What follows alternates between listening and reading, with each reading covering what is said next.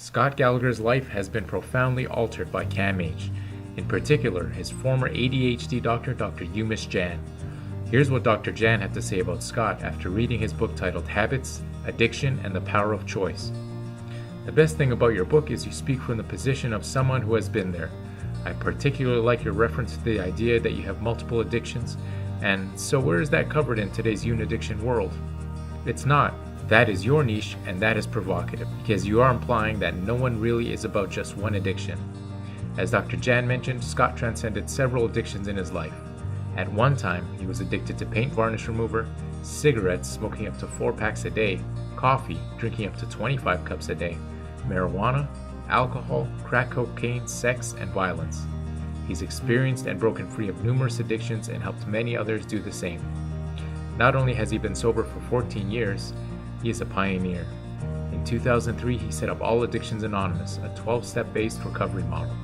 From there, he stepped away from a 12-step model and began creating and developing numerous addiction prevention programs in schools. Scott founded Addiction Free Youth and Choice Empowered Youth. To date, he had delivered his programs to nearly 200 schools all across North America. He continues to dedicate his life to transforming lives. The magnitude in which he transforms lives can be best summed up by past Transforming Lives Award runner-up, Nafisha Somani. Listen to what she and others had to say about Scott. I know a lot of people who make huge differences, profound differences in people's lives every day. I surround myself with people like that, and Scott takes the cake. I mean, how does somebody who has such, really horrific,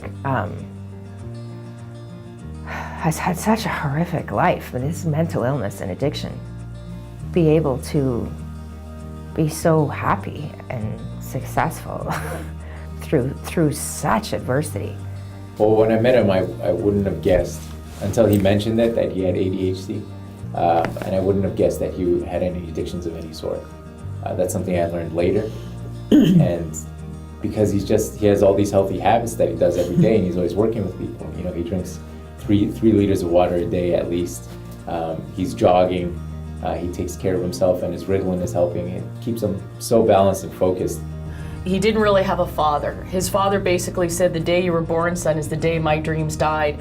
And from that, he basically raised himself, and he made a decision at that time, that he wasn't worthy. And next thing you know, he's getting into solvent abuse and alcohol, and then someone showed him crack, and next thing you know, he spent all of his tuition money for 2 weeks, and he had to leave, university, and then it progressed to the point where he had lost everything and became so addicted. And, all these things, personality disorder, ADHD, he's conquered these things. I know many people today that are friends of mine that are still sober because of Scott, directly because of Scott, I being one of them. I don't have to kill myself over it. I don't have to cut myself. I don't have to starve and purge and drink and prostitute and, I'm not a slave to any of that stuff anymore because of Scott's program. He always finds a way to serve absolutely everybody, and it's crazy. It comes together somehow, and only the mastermind genius ADHD brain of his can think of.